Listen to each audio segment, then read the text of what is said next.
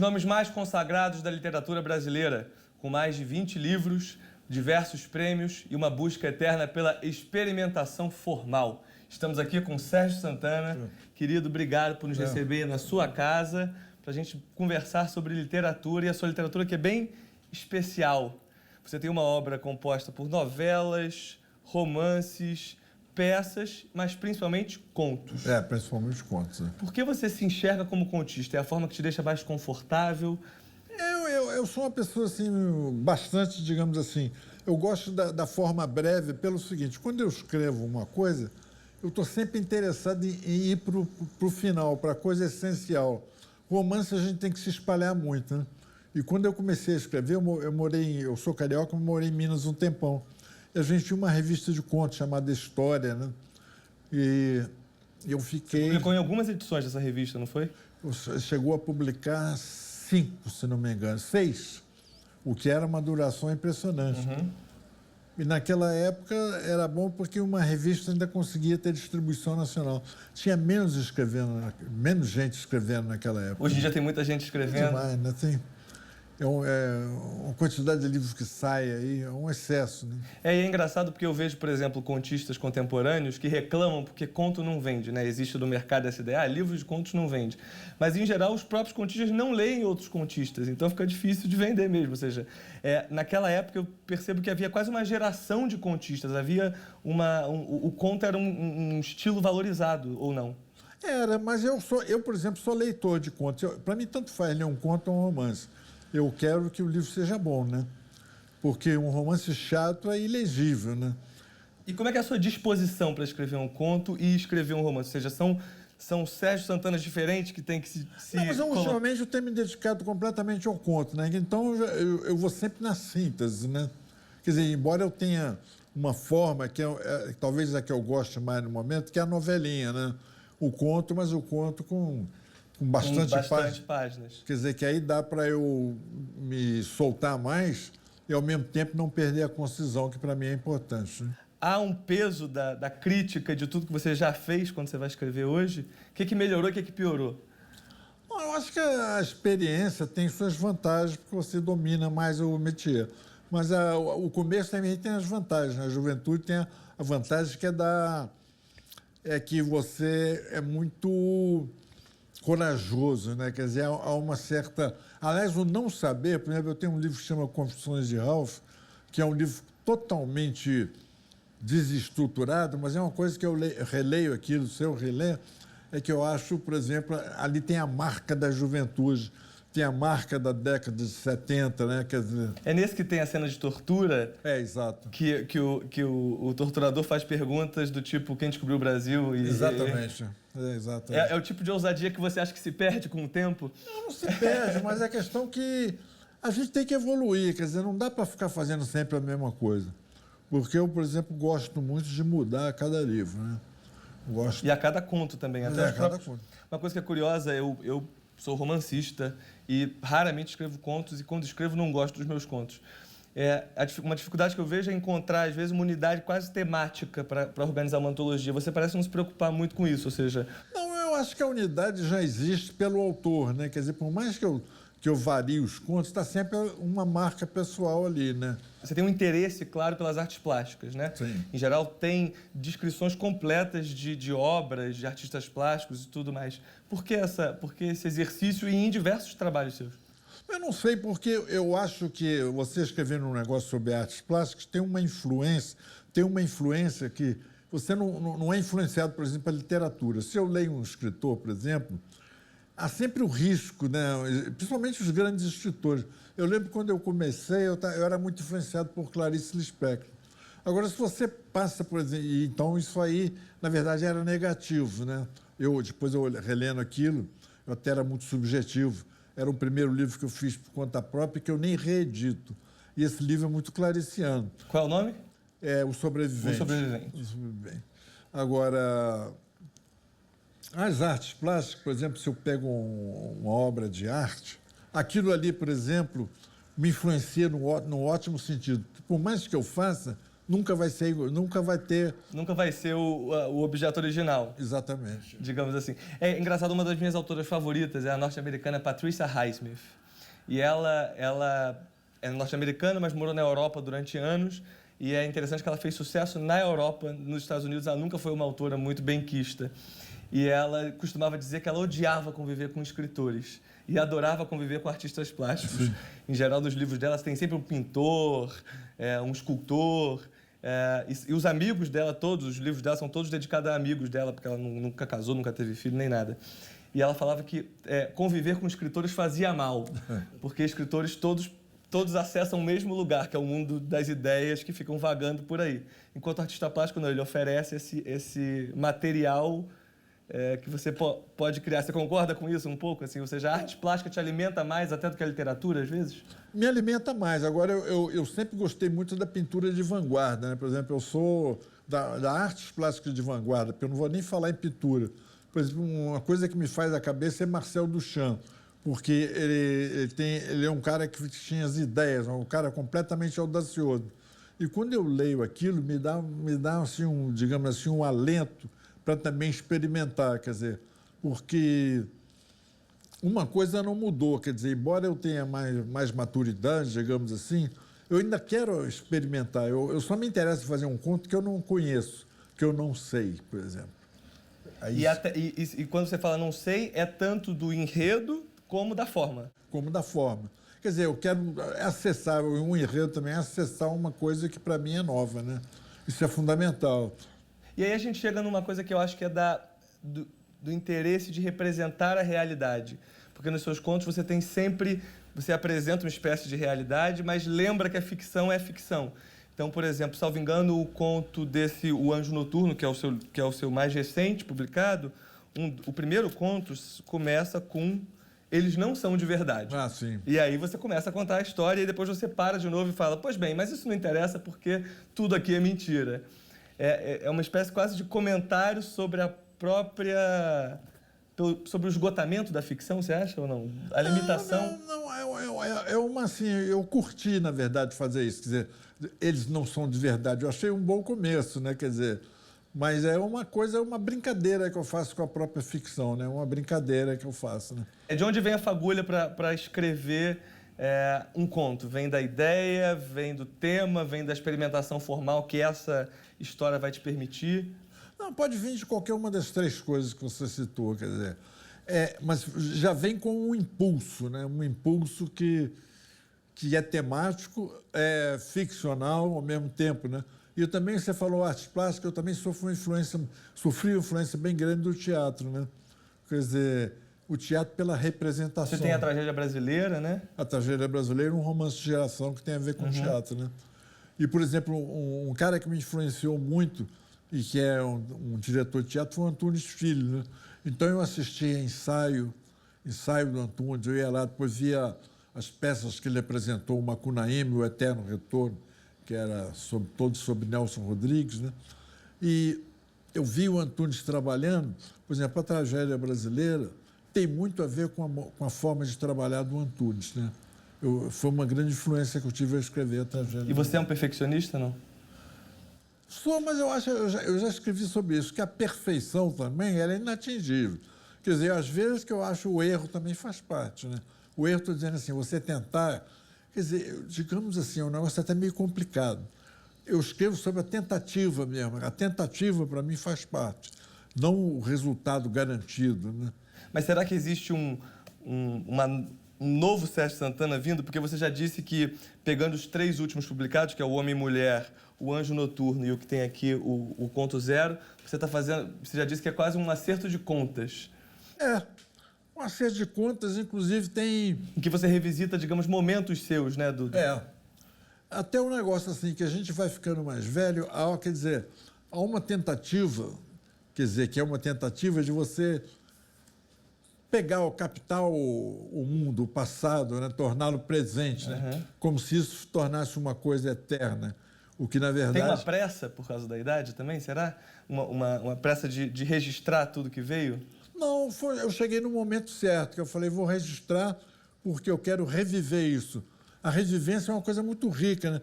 Porque você não só viveu, como você transformou aquilo em obra, né? Quer dizer, isso eu acho muito, vou usar uma palavra que eu nem gosto, gratificante, né?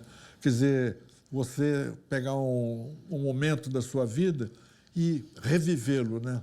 Isso me motivou muito, né? É um formato que está na moda agora, é a tal da autoficção, né? Que é justamente isso, o escritor revisita momentos e os ficciona. Você me parece que leva isso quase a um extremo, porque você não tem o menor compromisso com a realidade dos fatos, digamos assim. Ou estou enganado? Não, quer dizer, tudo é uma realidade. Agora, a própria escrita é uma realidade, como um quadro é uma realidade, né? Quer dizer, alguém disse sobre um pintor, eu não sei exatamente, não me lembro qual, que ele criava uma realidade, né? Criava uma realidade. Eu acho que a ficção também cria uma realidade. O ponto de contato da ficção, da arte em geral com a realidade, é que cria, a arte que presta, ela cria uma nova realidade, né? E a nossa realidade passa a ser metafórica, então? Quer dizer, num certo sentido, sim, na medida que ele é transformado em ficção. Quer dizer, por exemplo, esse momento que o Brasil está atravessando, é um momento problemático, de crise e tudo. Eu acho muito cedo para tratar disso agora, né? Quer dizer, é uma coisa que me vem à cabeça. E, provavelmente, daqui a uns 10, 20 anos, as pessoas vão falar desse momento. Disso, claro. Como a minha geração que pegou o golpe de 64, ela registrou muitas coisas que aconteceram. Eu mesmo registrei isso num conto que chama Amigos, né? Que foi um momento que eu era... Está nesse aqui, no Anjo Noturno, né? Está no Anjo Noturno. Uhum. Que era um momento em que o Brasil estava em efervescência política, né? E você, em 68, estava em Paris? Eu fiquei em Paris durante 8 meses e coincidiu de ter a rebelião de maio de 68. A gente não vai chamar aquilo de uma revolução, porque, na verdade, não mudou o poder. Quem faturou aquilo foi o De Gaulle, né? Quer dizer, ele deixou as coisas chegarem ao caos, né, para depois ele entrar em cena como o salvador, né? Chegou a hora do nosso quadro Dando a Letra. Aqui é o espaço para você que tem um projeto legal de literatura. Mande para a gente, que a gente tem prazer em mostrar aqui no programa. Voltamos já já, depois do intervalo.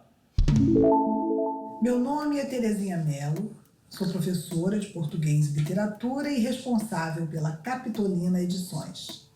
A Capitolina Edições é uma editora que trabalha com novos escritores. Nós orientamos o autor em todas as suas dúvidas e seguimos com ele até o dia da publicação do livro. Para incentivar esse público adulto que deseja começar a escrever, nós promovemos oficinas literárias, um trabalho rico de produção textual, que termina com a produção de um livro artesanal pelos participantes. Também, para o público jovem, nós procuramos fazer palestras nas escolas, incentivando a criança não só ao hábito da leitura, mas também ao hábito de escrever. Temos no Facebook uma página, Capitolina Edições, e temos um site, www.capitolina.com.br. Capitolina Edições, a editora da sua história.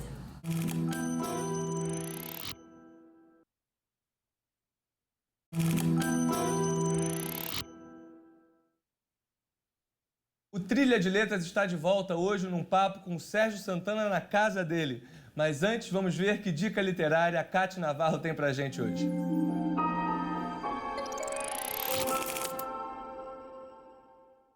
Um livro que Sérgio Santana leu recentemente e que eu também considero fascinante é este aqui, Léxico Familiar, de Natalia Ginzburg. Ela é judia, de família italiana, nasceu em 1916 e faz um relato real, com os nomes reais da sua família, neste livro aqui, durante uma época bastante sombria na Europa, a metade do século passado, do século XX, quando vários regimes fascistas tomaram conta de muita gente e de muitos espaços na Europa. E ela conta no início do livro, mais um pouquinho, deixa claro como é que era a relação do pai com eles. Na casa de meu pai, quando era menina, à mesa, se eu e meus irmãos virávamos o copo na toalha ou deixávamos cair uma faca, a voz dele trovejava: não sejam malcriados. Era um pai rigoroso, mas ao mesmo tempo afetuoso. E é dessa forma que ela escreve esse livro aqui, que é absolutamente brilhante. Sérgio, agora você teve essa experiência então em Praga e depois você foi convidado a escrever o livro de Praga, que é uma parte de uma coleção chamada Amores Expressos da Companhia das Letras. Fala um pouco como é que foi essa experiência. Não, a ideia do Amores Expressos, quer dizer, uma ideia até muito arrojada, mandar escritores brasileiros para vários lugares do mundo e para cada um escrever um romance a partir das suas experiências. Eu escrevi um romance que era meio conto também, que são narrativas que se interrompem e continuam. Agora, Praga, para mim, foi uma experiência maravilhosa. Eu fui para lá sozinho, estava numa boa e ficava... Meu único trabalho era fazer anotações. Eu ficava perambulando pelas ruas de Praga, eu adoro. Gosto muito daquela cidade. Quando está meio vazia, que eu gosto mais, né? E, evidentemente, eu me informei sobre coisas de Praga, como Kafka, óbvio, né? Kafka é o óbvio em Praga. E tinha uma exposição do Kafka, que era uma exposição hipermoderna, quer dizer, eles utilizavam toda a tecnologia moderna para registrar e para expor a vida do Kafka. E eu estava tão interessado nisso que eu li também as coisas sobre as mulheres de Kafka, né? Quer dizer, as mulheres que foram importantes, como Milena e, enfim, outras, né?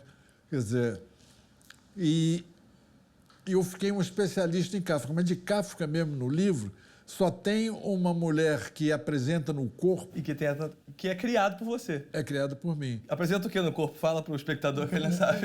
Um texto inédito de Kafka que é tatuado no corpo dela. Quer dizer, um texto inédito. Né? Um texto inédito escrito por você. Exatamente. É curioso. Eu, ouvindo você falar isso, me lembra um livro chamado... Acho que é Até Gwen, de um italiano chamado Alessandro Baricco. Você conhece, não? E é bem interessante, porque é um escritor, a história do livro é um escritor prestigiadíssimo que cansa de escrever um belo dia e publica no jornal uma lista de coisas que ele nunca mais vai fazer na vida. E aí as últimas coisas são: nunca mais vou escrever, nunca mais vou publicar, nunca mais vou atender meu agente literário. Enfim, ele desiste da vida de escritor e começa a vagar pela Itália, né? Tentando descobrir qual é a próxima profissão que ele vai ter, porque ele precisa fazer alguma coisa da vida. E ele decide, então, criar a seguinte profissão, que é um retratista através de palavras. A pessoa o contrata, ele convive por alguns dias com a pessoa, e aí ele faz um retrato, escreve 40, 50 páginas sobre essa pessoa em palavras. De algum modo é o que você faz, só que é o reverso com as artes plásticas, né? Você dá a sua leitura quase das artes plásticas. Eu dou minha leitura, mas sempre procurando penetrar naquele escritor. Por exemplo, naquele pintor, né? Eu tenho um texto que eu gosto muito, que chama Contemplando as Meninas de Baltrus. Aqueles quadros do Baltrus, quer dizer, me emocionavam tanto, né, que eu falei assim, eu tenho que fazer com a palavra aquilo que ele conseguiu com as artes plásticas. Eu suei a camisa para escrever aquilo. A pessoa lendo, parece até que é uma coisa que nasceu assim, mas nada, eu suei a camisa porque eu tinha que, digamos assim, aquele modelo ao qual eu tinha que corresponder, né? Com a palavra corresponder àquela beleza dos quadros dele, né? Quadros até problemáticos, com politicamente correto, ele retratava meninas adolescentes e tudo, mas são uma beleza, né? Atualmente tentaram até censurá-lo numa exposição, não sei se foi em Paris, creio, né? Que, felizmente, o Centro Jorge Pompidou ou um outro museu, não, foi o... Manteve. Manteve. Como é que você vê esse movimento de silenciar a liberdade artística? A gente teve recentemente o Queer Museum, né, porque foi uma exposição que foi encerrada depois de muita repercussão na internet, enfim, notícias falsas espalhadas. Como é que você enxerga esse momento em que o artista tem que ter a tal liberdade, mas, ao mesmo tempo, tem essa pressão do politicamente correto? Pois eu procuro não cair nessa pressão, de jeito nenhum. Quer dizer, quando eu escrevo, eu estou... O último texto que eu escrevi, que ainda não foi publicado, chama O Bordel. Quer dizer, é totalmente incorreto politicamente, né? Mas eu fiquei satisfeito. Eu assumo o texto do princípio ao fim. Agora, se alguém for pichar por causa de coisas extra-literárias, eu não vou me incomodar. É o caso do Nelson Rodrigues, por exemplo. Nelson Rodrigues foi uma pessoa absolutamente contestada na época dele pela classe média que ele retratava tão bem, né? Justamente por isso foi tão contestado. Foi tão contestado. E mais tarde ele foi contestado por causa das posições políticas dele, que eram bem racionárias, diga de passagem, né? E você está presente, você participa dessas redes sociais, desse mundo da internet, em que as coisas se espalham tão rápido ou não? Eu participo do Facebook, né? Quando eu gosto muito de um livro, por exemplo, eu tenho prazer em recomendar aquele livro no Facebook, né? Em geral, as pessoas curtem bastante aquela coisa lá de curtir. E eu também... Você usou a expressão curtir já na nossa conversa umas 2 vezes. Já usei. Já vi que o curtir incorporou. E eu também uso o Facebook para muita posição política também, para muita discussão política. Que, aliás, o Facebook é eivado de discussão política. E tem muita bobagem escrita ali. Que é o perigo, né? Que é o perigo, como a bobagem ganha força no Facebook. E agora falando da sua relação justamente com o seu filho.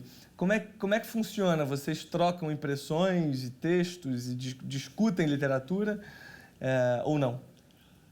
A gente conversa sobre literatura, não é propriamente discutir. Me interessa muito o trabalho dele. O André é um artista multimídia, né? Ele é músico, escritor, roteirista de televisão agora, que ele está fazendo um trabalho de roteiro de televisão e dramaturgo. Quer dizer, me interessa muito o trabalho dele. Eu acho que é um avanço até em relação a mim, que eu sou especializado em literatura. Agora, a minha relação com o André teve outro componente, quer dizer, eu já era separado. O André morava em Ubatuba com a mãe dele, e chegou aos 14 anos, não dava mais Ubatuba, né? E ele veio morar comigo, ele morou comigo dos 14 até os 25, que foi quando ele se casou com uma alemã e foi para Berlim e já voltou noutra em São Paulo. Mas até hoje, por exemplo, quando eu, às vezes, quero uma opinião sobre um trabalho dele, eu mando para o André. Quando eu estou inseguro sobre um trabalho, eu mando para o André, mando ele ter toda a liberdade. E ele vai lá e caneta. Mas ele geralmente gosta, né? Quer dizer, nós temos muita afinidade, a verdade é essa, né? Embora, é claro, a literatura dele seja completamente diferente da minha, né? E bom saber que você ainda tem alguma insegurança, às vezes, em relação ao texto, sinal de que não passa nunca, né? Porque o jovem escritor tenho sempre, você continua tendo, então é algo que eu não vou vencer. E você relê seus textos? Não. Publicados? Depois de publicado, não. Agora, o conto ele tem uma característica que é quase uma urgência, até pelo tamanho limitado dele. Você não acha que... você falou que não é o momento ainda de se escrever sobre esse momento que a gente está vivendo agora. Mas será que o conto não pode cumprir essa função de se permitir até o erro de retratar esse momento? Porque eu sinto falta daquela figura do intelectual, quase, que escrevia sobre o que estava vivendo, com todas as subjetividades que você tem ao escrever sobre algo tão próximo, né? Você não acha que talvez faltem autores escrevendo sobre essa loucura toda? Mas é a questão que as coisas também, nessa loucura toda, elas se desatualizam muito rapidamente, né? Quer dizer, eu, por exemplo, não sou tentado a escrever sobre esse momento agora, mas eu acho também que o meu momento político foi mais ligado ao golpe de 64. E eu me sinto à vontade de falar daquela época. Aquela época já está pronta e acabada, né? Mas naquela época você não escrevia sobre aquela época? Não. Não. Quer dizer, eu, na época, era participante politicamente, né? Hoje em dia, se eu tenho alguma coisa política, eu prefiro colocar na rede social do que escrever ficção a respeito. Quer dizer, eu acho... Mas não, isso pode ser uma coisa pessoal. Se alguém quiser escrever a respeito, vai ser muito interessante, né? Vai ser muito interessante que algum autor faça bem, retrate bem esse momento, né? E que contistas contemporâneos você gosta de ler? Brasileiros ou não? Eu leio muitos contistas, né? Quer dizer, mas eu tenho lido mais romances, né? Eu leio por prazer, né? Eu leio por prazer. Pode ser conto, pode ser romance, né? Mas romancistas, eu andei relendo agora o W.G. Sebald, né? Eu li o Cabreiro Infante, li agora Stone, John Williams, do Stone. Stoner. Que é um livraço. Livraço, né? Livraço. Da Rádio Londres. Da Rádio Londres, que é uma editora bacana. Porque a Rádio Londres está publicando coisas que eu diria que são importantes. Né? É curioso você falar que você lê por prazer, porque a influência vem mais da arte plástica e não da literatura. Vem mais da arte plástica. Eu leio por prazer mesmo. Eu não durmo sem ler alguma coisa. É uma coisa que dá uma... Eu sou compulsivo. E a poesia? Você tem 2 livros de poesia? Eu tenho, mas são livros muito experimentais, fora do mercado, né? Eu escrevi um livro que eu gosto muito, que se chama Junk Box, uma tragicomédia nos tristes tópicos, que, em princípio, é de poesia. Mas, na verdade, eu tomo toda a liberdade possível com a poesia exatamente por eu não ser poeta, né? Então, eu me permito julgar com várias formas textuais nesse livro, que é fora do mercado, né? É interessante essa liberdade que você diz procurar, e eu vejo quando leio. Por exemplo, Augusto é o nome do primeiro conto desse Anjo Noturno aqui. Ele é um conto que ele primeiro flerta com o sensual, que aliás é um dos seus temas também, me parece. Você gosta muito de temas ligados à sensualidade e sexo por vir, né? O porvir do sexo ou a realização do sexo. E tem um certo suspense também, né? Em algum momento do Augusta, mas tem diálogos em aspas e aí do nada você abre ela, ele, dois pontos, como se fosse quase um texto de teatro. Exatamente. E depois volta a ser aspas, ou seja, uma liberdade total, até de maneira de contar, né? É uma liberdade que eu gosto, né? Eu estou sempre mexendo com essa liberdade, né? Essa liberdade, por exemplo, até os travessões, as aspas, ou às vezes até não... Se bem que eu uso pouco esse recurso, que é de não ter pontuação nenhuma, né? Quer dizer, eu também acho isso legal, né? Agora, os escritores que me agradam são os escritores que me trazem algo de novo, né? Então, o prazer é fundamental. Mas, por exemplo, o escritor brasileiro da minha geração que eu mais gosto é o João Gilberto Noll, né? O João Gilberto Noll escrevia como ninguém escrevia, né? Eu acho ele o verdadeiro herdeiro da Clarice Lispector, não que ele escreva baseado com influência da Clarice, mas é porque ele conseguiu encontrar uma linguagem que não se parece com nenhuma outra, né? Uma linguagem impressionante. Própria, né? Infelizmente ele morreu recentemente, né? Infelizmente o programa chegou ao fim. Sérgio, obrigado pela conversa, por nos receber. Esperamos você aqui na próxima semana com mais conversa e mais literatura. Trilha, o caminho da literatura, passa aqui na TV Brasil.